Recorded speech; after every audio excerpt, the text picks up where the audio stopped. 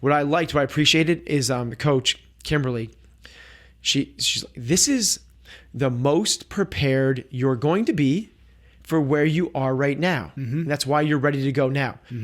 This is part of your journey. You will be a better speaker after this. It doesn't mean we wait to do this. What we talk about on this podcast a lot, like you don't wait, you go and do it. Katrin's going to be a better athlete next year. That doesn't mean we wait till next year. You still try and compete and do it this year because you're going to learn so much along the way. So you do what you can with what you have for where you are.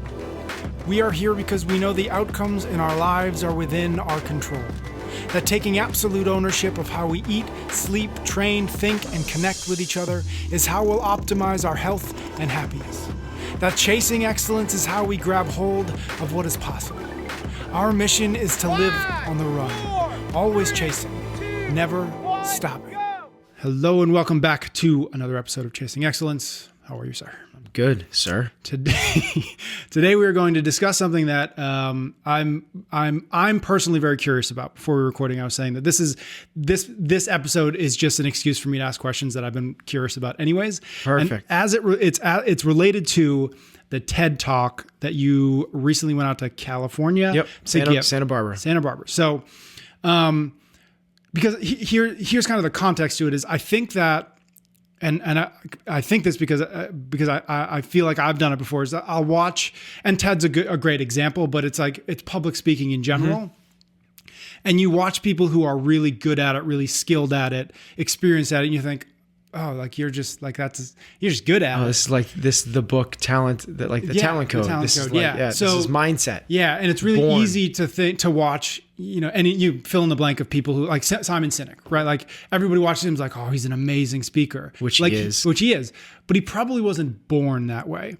And so your experience, from my very limited perspective of just kind of like watching around the edges as you prepared for it, seemed really interesting in the sense that it started in one place and you've got public speaking, quote unquote, experience. You've got lots of it, whether it's at seminars or just every day in front of a class of 30 people, right? So like it would be easy for me or for anybody else listening to this to be like, oh, Ben's just like, he's just good at it. He's just like figured it out and he just kind of presented it. But knowing a little bit I do about it, like that isn't the case, right? So I kind of want to just walk through the process of like, like he isn't good at it. Well, no, it's not that, but that you are good at it, but even with the experience. I have a long ways to go and to be where I want to be with it. But yes. But this process was a journey towards that eventual end goal, whatever.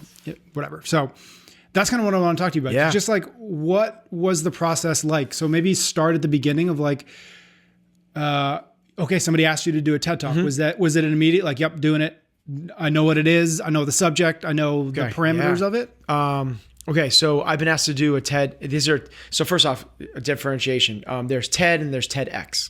TED is like the massive thing where you have to be chosen to be in the audience. Right. Like you have to apply to be in the audience. $12,000 or $10,000. Yeah, it's $12,000 and they vet you. And so I was not presenting at that. I was presenting at a TEDx event, which are independently organized. They're kind of like essentially like CrossFit gyms. You're free to kind of like run how you want to run. I take that back. There's a lot of parameters and there's a lot of quality control that they do. Unlike CrossFit gyms. That's another podcast. That's another episode. Okay, so I've been asked to do other TEDx events. Yep. Let's just use the word TED from going forward. Yeah. It's TED Talks. And I've declined for a few different reasons. I wasn't ready. I didn't think I knew what I wanted to present on. I didn't know how good the TED event was going to be. And then finally, this woman, Jen, reached out to me. She follows the podcast and she's read the book. And she asked if I'd be a part of this one in Santa Barbara. Santa Barbara is one of a handful of these elite TEDx's. Not in terms of like they get better speakers. I'm not saying I'm a better speaker. In terms of the effort that they give to coaching their speakers. And that's what got me really excited. Yeah. I didn't really realize the totality of what went into this, as you're asking about, of what went into it. But I was really excited at the opportunity to learn a lot. Yeah. Public speaking is something that I'm fearful of. It's something that I don't like doing. I become more comfortable with the things I become comfortable with. That sounds really weird, but like coaching in front of a class, never once have nerves now. Back in the day, I used to. Getting up in front of a team of athletes that I might not know, like minimum nerves now, but like getting in front of 300 to 500 people that are strangers in an auditorium on stage light that's gonna be filmed and broadcast to the world, like that's a nerve-wracking experience for me in a major way. So the real reason I said yes was because I was so scared of doing it. And I said, if you're this scared of it, you kind of have to do it because there's going to be a lot of learning that comes out the other end. So what's next? The process we went through? So you said yes, you kind of got through that, the embracing that kind of discomfort. Did you have a sense of like, all right, this is what I'm going to talk about? Yeah. Or like, what did that So process then there's the application process. Yeah. So then they, the way that goes is they asked me to be on it, but that doesn't mean I'm going to be on it. So I had to submit a paragraph written thing about what I'm going to be talking about. Why does the world need to hear this talk? How am I going to reframe some idea in people's heads? And I had to give a under 90 seconds video interview on what the talk is going to be. And I gave a talk on mental toughness. The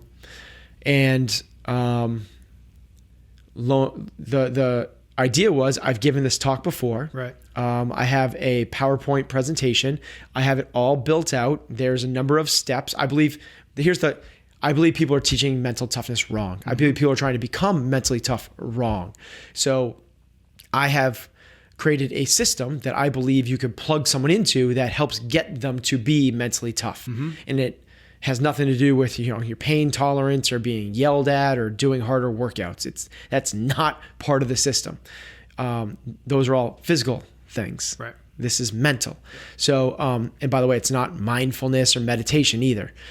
So the idea behind this was that I can give a talk on this system. So I presented on that.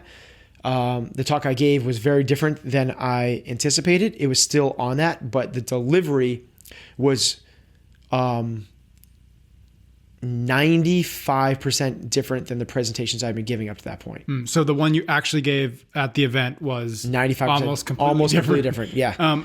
So what did that, like you mentioned earlier that one of the reasons that you said yes to these guys is because of the process that they kind of put people through in development of the talk. So like, what was that? Was that really hard to go in with a sense of like, oh, I've given this talk. Like this is something like in a lot of ways, like part of your identity is like, you're the mental toughness guy. Like you walk in like, okay, I'm going to give a talk on mental toughness. But now you're saying like, oh yeah, but it was totally different at the end. So was it like, what was it that changed from the beginning of saying yes to like what you actually presented? Everything. So, yeah. So a little bit was kind of like, I got this. I presented on this before. So all I have to do is do my presentation. Well, the presentation I give is 45 minutes long. Right. Yep. So the challenge number one is, so here's kind of the process. The process is, let's create a core idea. Let's create this one thing that we're going to put. This is our tagline. This is our thing that, we're going to, that's going to be the rallying cry for the rest of it. Then we're going to use that as the through line through the entire talk. So it was, that sounds a lot easier than it actually is. I had this idea, which is like mental toughness, and we're teaching it wrong. Well, it took almost 5 weeks of refining that into one sentence that became something else. That was a lot of work. And then from there, you create sort of like an outline. Okay, so we're going to start with a story, and then you have your teaching point, and then your things to back it up. And you do another teaching point and things to back it up. And then you'll wrap it up by tying it back to your original story. Okay, so you got this framework. So with that framework, I set out to start writing it, and it just flew because I know that I've already presented it. So I started typing it out, and when I got done, it was about 14, 15 pages of Google Docs. I was like, awesome. So they're like, now read it out loud and see how long it takes. So I read it out loud. It took like just over 50 minutes to read it. 50? 50. Oh, wow. Okay. The talk has to be under 12. And herein lies the struggle for the next 6 months. Yep. Is how do you pare down, which, by the way, the 15 pages was already pared down. Yep. So how do you pare down this down to, so I had to go from 4 pages to 3. Mm-hmm. That was a really hard process. Yep. So they call it killing your babies. You know, it's like you wrote this thing, it's beautiful, you like love it, you have so much, the talk's not gonna be the same without this in there. Gone. The next thing, like same thing, I love this thing, is gone. And now how does the talk have any meat without all this stuff? It was difficult. Yeah. The cool part is the coaching they give you along the way. They're not just, that's why I want to be a part of this one. Yep. Worked with a woman named Kimberly. She was incredible. She works with a lot of other speakers that, whether they're presenting to Congress or they have to give a commencement speech to an Ivy League school. She does the work for the TED Talk pro bono for free. And she worked with us. The meetings were minimum. In the beginning, it was about once a week to once every 10 days. As we got closer, those became like once every 3 days. And the whole process is about 8 months. Mm-hmm. So it's really intensive. Yeah. And as you get closer, it shifts from the script. You have to have the script locked in to the presentation. Yeah. I thought that, at first I thought like naive and maybe arrogant, whatever it was. I was like, I got this. Yeah. Like I got the script. I've done the presentation. Nope. Like you got to pare this 15 pages down to 3. And then it was like, well, I can talk in front of people. Mm-hmm. Like I do that a lot. Nope. Like everything is just like torn up in the best possible way, but like torn up, shredded, and rebuilt. Yeah. Just to dive in, like what were the coaching sessions or that process like? How did that go? Was it like you would present it to her over video and she would give you in the beginning it was how does that like how it was a script. Yeah. It was a script, and most of the script was formulaic. Okay. So I'm gonna wreck a lot of movies for people. But there's a formula that every single movie, it's a story. Yep. There is a formula, and this is Kimberly's thing. I think that she actually created this. But everyone it's the hero's journey, but she put it to a really nice, and once you hear it, you can't not see it. So every story, here's the cool thing, unless it's an independent film that doesn't create commercial success, because every writer in Hollywood knows this, they all don't want to do this. They want to do something different. So they do something off, but if they do something different, it will not be successful. So that's literally what makes a commercial success versus an independent success. Because the independent people are all these writing snobs that know what they're going on. The magic is in the middle there, where there's a little bit of the edges. They're all the same. Yeah. It's like, it's insane. Once you watch a movie, you're like, you just, and here's the cool part. I studied screenwriting. So did you? Yes. So here's the cool part is like, when I learned this, I mean, it's a part of emails that I do. Yep. I don't really do emails anymore, but you know the deal. Yep. But you see in other people's writing, you see in advertisements, it's everywhere. So the way it goes is the 5 S's of storytelling. The first one is the setting. Then there is the snap. Then there is the struggle, the shift, and the success. Yep. So take The Lion King. Yep. Okay, the setting, Pride Rock in Africa. Baby is born. The snap, Mufasa dies. The struggle, I'm not going to deal with my past, I'm going to run away. Yep. The shift, I'm going to deal with my past, I'm going to go back. The success, I beat Scar and take over Pride Rock, and order is restored and the grass gets green again in Pride Rock land. Mm-hmm. Dumb and Dumber, the setting, like 2 idiots in Providence, Rhode Island have a dog grooming shop. Yep. The snap, a suitcase is left in the airport. The struggle, cross-country road trip. Yep. The shift, oh my God, we have money in this thing. Mm-hmm. The success, like they're still idiots, right? Whatever is at the end. But that's where they can play around with it a little bit. The success is still like the kidnapper was saved and like all that. And the success doesn't have to be, it can be a lesson. It doesn't have to be like we win. It can be a lesson. But it's literally every single one. So the way that the TED Talk went was I told a story. And the story followed that formulaic fashion. And then I had a couple points that I wanted to, this was a couple points from the 5 or 6 I originally started with. So I went to these 2 points. So of this process that I created for creating mental toughness, there's 5 or 6 in it, but I boiled that down to just 2. Mm-hmm. give those two. Each of those two has a story in it that follows that fashion. And then you have your supporting points as well. And at the end, the conclusion, you tie back to your original kind of story. Got it. So would you say that Oh, so I didn't even answer your question. That's okay. So the original part is done over Skype calls, where you can see them go to meetings or whatever. I don't remember what it was. And we're looking at the script and we're kind of moving. It's all formulaic in the beginning. And then it gets into like changing words and that type of stuff until you kind of you lock in the script, and then it becomes the same thing over Skype. But I'm doing what you're saying. I'm presenting. I present to her. I present to another woman that we worked with. They brought in a theater coach, worked with him as well. And then you also get on the group calls with the other people that are presenting at the TED Talk. You give it to all of them as well. Oh, that's really cool. Yeah. I mean, cool for me to say, but probably the hardest part for me is I hate the phone. Yeah. So I do much, much better in actual. I need to be able to see people's reactions. Yeah. I need to see it in real.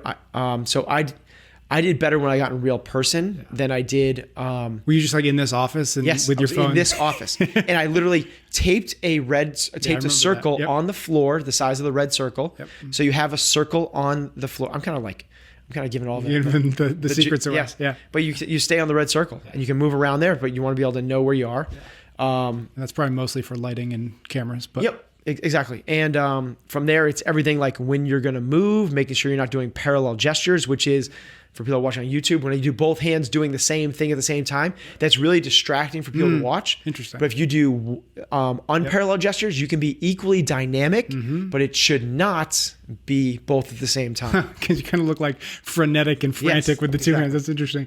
I think what's really interesting about that is the intentionality that goes into the entire thing. Whereas, it's one of those things that a good presenter, here's a good stand-up comedian will make it look and feel like he's just coming up with it on the top of his head. Yeah. But if you ever have the chance to watch a comedian perform in a few different venues, kind of the same bits or the same, like you can see like, oh, like that little thing that you thought was like a throwaway line that he just thought of on top was actually, he's played with that 4 or 5 different ways. So this is where I wish I now have some tools that I can get better at. The TED Talk, I felt like came so fast once I started learning these tools. I wish I could go and give it again. Yeah. Because I didn't have enough time to lean into those things. So it's literally like where you can purposely pause and stumble and you do it like, you're trying to come up with some, you said frenetic, and I knew what I was going to say there, but I like pause. So it makes me think you actually literally put those things in there. You put in the pauses, you put in the little stumbles, to make people think that you're coming with it on the spot. Yep. You're not. Right. This whole thing is memorized. And that's the third place I struggled with massively is we've tried to do things in here where I read off a script. Yeah. I'm terrible at that. I'm not an actor at all. Right. I can do this. Put me up here and tell me to talk on something. And that's what I realized. Every presentation I've ever given, whether it's a seminar or a camp or something else, I don't write out the words. And in fact, what I learned from the seminars, what I used to do is I used to write out the first 5 minutes and I would try and memorize it so I could get going. Yeah. Horrible mistake. That's like, I was so bad at that. Interesting. I didn't realize it. Because you were actually kind of proud that that's how like you figured out how to hack your way into a seminar. But I would always be like, oh, what's the word? What's it? Instead of like just letting it come to me as I went and reading the room and having a discussion. So I do really bad with scripted stuff. Yeah. Other people I think appreciate that. But that was the third massive struggle I had was trying to do it off of a script and pretend like I was acting as opposed to just letting it happen naturally. Mm-hmm. Would you say that from the beginning of the process to what you presented, did the ideas change or did just the organization or the kind of the edges or like the constraints around it? Okay, so that's why they keep you to a core idea to start. Yep. The core idea doesn't change. Yep. The core idea, was essentially, in order to unlock your ultimate competitive advantage, we must learn to weaponize our minds. Mm-hmm. So that's when once you create that, like that's what it is. So now you have to dissect. Now you can't just say that. So like, what the hell? Why do I care about a competitive advantage? I'm not an athlete, so you have to unpack that a little bit. and this weaponized mind thing is obviously what I unpacked the most. And I originally had 5 or 6 things that got dwindled down to 2. So the core idea, and that's why the core idea stays. The core idea is what the core idea is. Yep. But for sure, the supporting things around it, the fringes, the stories. So I originally started with 3 stories that got whittled down to 2. The stories for each one changed to all that every month they were different stories. Cause like this one sort of works, this one doesn't. I want to use this. Yep. It's like, so it's a constant iterative process. Which is what I appreciate though. That's what made me learn. If I had just gone in there and delivered what I've known already, which I probably would have done at another TED Talk, honestly, and I didn't get the coaching. And I would have been way more comfortable the whole process through, including the day of. Right. I was nervous getting up there and doing that. I bet. I watched the video. It doesn't look like I'm nervous, so that's good. That's good. But it was, it's the other thing, which is like the hindsight is 2020. You walk through that process and you're like, put me up there again. Like I want to do it again. Totally. It's like you want, but what I liked, what I appreciated is the coach, Kimberly. She's like, this is the most prepared you're going to be for where you are right now. And that's why you're ready to go now. This is part of your journey. You will be a better speaker after this. It doesn't mean we wait to do this. What we talk about on this podcast a lot, like you don't wait, you go and do it. Katrin's going to be a better athlete next year. That doesn't mean we wait till next year. You still try and compete and do it this year because you're going to learn so much along the way. So you do what you can with what you have for where you are. And that's a hard, like the whole thing, taking coaching is hard, taking feedback and criticism is hard. But at the same time, it's such an amazing thing to be a part of because you see things like this 5 S's, like that's now a part of everything that we do. Yeah. Like if you don't have that, basically if you don't have a story, you're not telling anybody anything to remember. People will not, it's the emotional versus the logic, the limbic versus the amygdala or whatever it is in the brain. We are hardwired to translate through stories. And just that formulaic fashion of the way stories are told, the S's, that's so impactful. Because for most of our history, we communicated through speaking to each other. That was the deal. Yeah. And it wasn't like, it was stories told that way. Totally. And the way to remember them is to make them emotionally engaging. Exactly. Did you learn something about mental toughness through this process that you maybe wouldn't have learned had you just kind of kept going along in the process that you had kind of always had developed it over the last couple of years? Like, was there something about the intensity of this that you came away with like, oh, I know things now that I didn't know when we started this? I learned when I started this, I felt like I had a good idea about what my method was for developing mental toughness. Now I feel very good about that. I feel like I'm, I don't, expert's a bad word, but I feel really confident in my methodology. It got really buttoned up. I tried to poke all the holes in it I could, and I struggled with it for 6 months. Yep. As opposed to like deliver it up on the whiteboard every 3 months and kind of like no iteration. Little iterations here or there. So that part definitely transformed. In terms of my understanding of actually changing and shifting my thoughts on mental stuff, no, it just further enhanced it. Cool. It was everything came to fruition. It's just that I was now the test subject instead of I was the student, not the teacher. And I was one at the receiving end of my own teachings saying, this is what you got to do. You got to ... You got to follow these steps. I think I even though I'm tempted, I think we'll save the actual conversation about mental toughness and what you learned and about how you deliver and talk about it. Let's do a whole podcast on the meat of it, how we do it. So let's do that. So let's wrap up this one with maybe just a sense of actually 2 things that I'm curious about. One maybe is the quickest one, is like walk me through the day of the TED Talk. Like you said you were nervous, but I'll walk you through what did that feel like? The week before actually. Yeah. So you do like these the Skype calls, for lack of a better term, these online calls, and then mostly people are from LA. It was in Santa Barbara. I was obviously from Boston, and there's one other group from Florida, but everyone else is fairly local. So we get out there. TED Talk is on a Saturday night. We got out there on a Wednesday night. Day 1 is just like kind of hanging out. We just make sure. Day 2, you do a dress rehearsal in an auditorium, not where you're actually filming it, a different place. That was Thursday night. Friday night, you're doing the active live dress rehearsal in the actual location. After the talk, we have a big dinner. How's this go? No, one of those nights we actually went out to this, like, everyone got together and we had a fun thing. We went to like this magic show at this cabaret type place. It was really cool. They call it the Magic Castle. Really cool.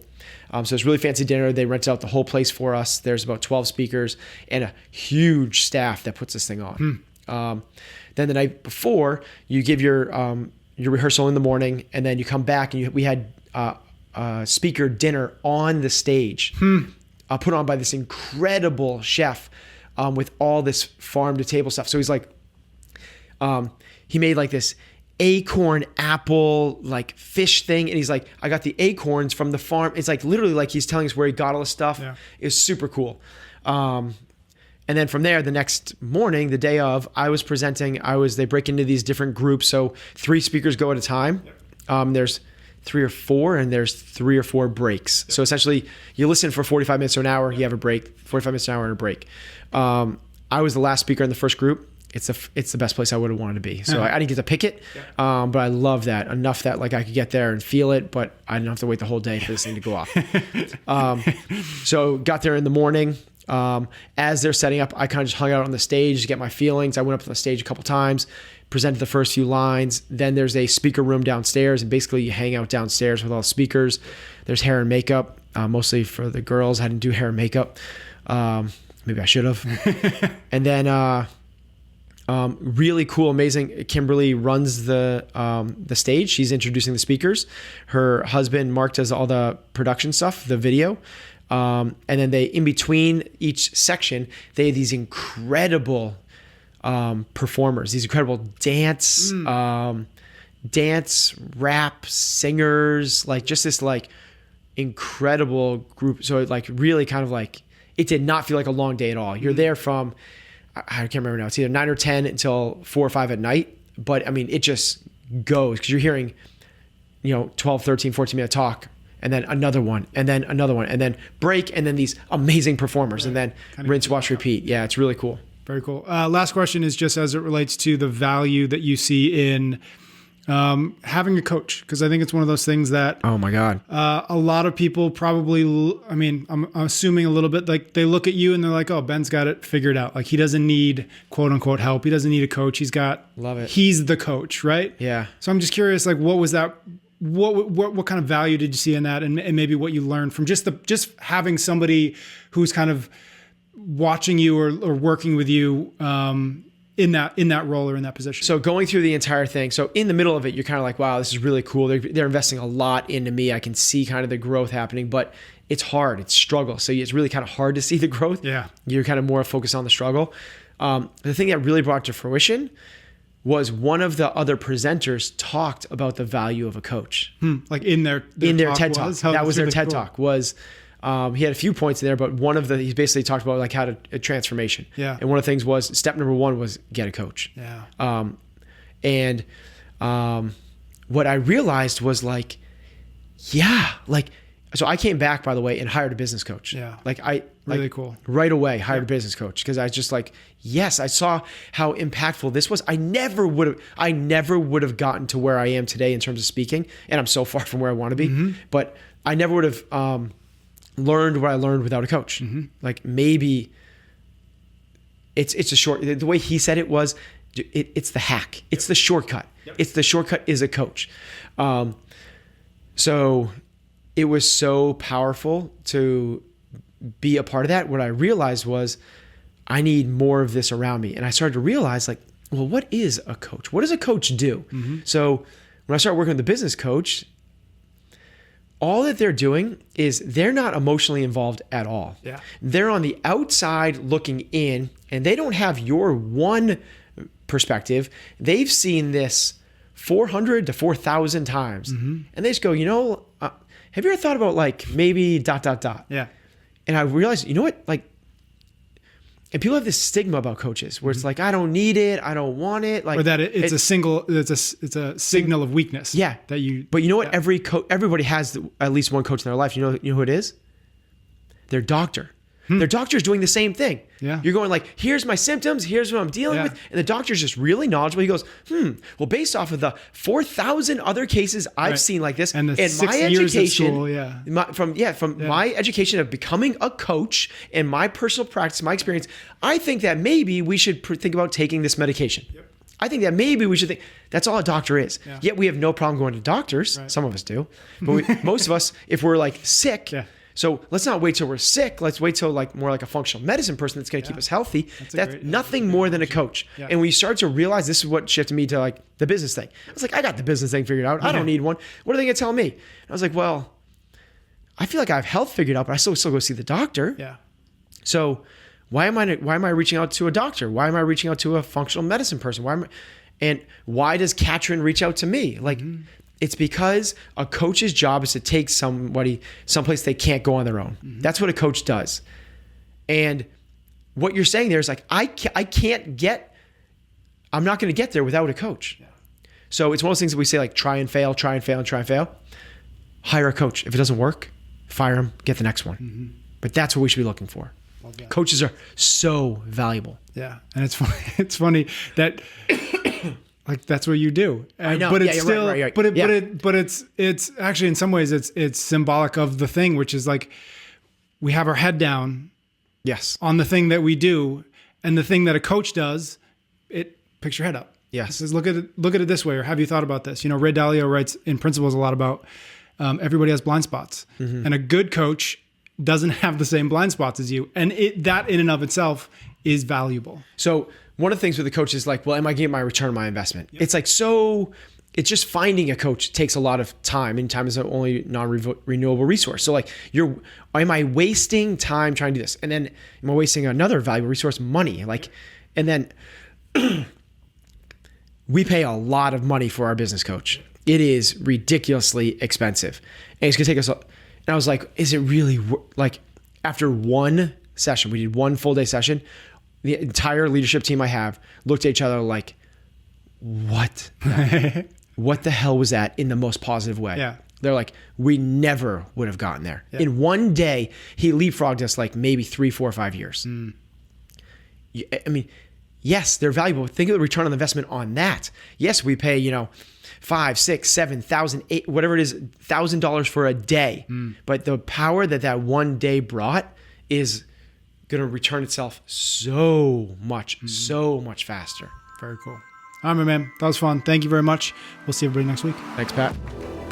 You can get every episode of Chasing Excellence wherever you listen to your podcasts or on YouTube. Until next time, thank you for listening.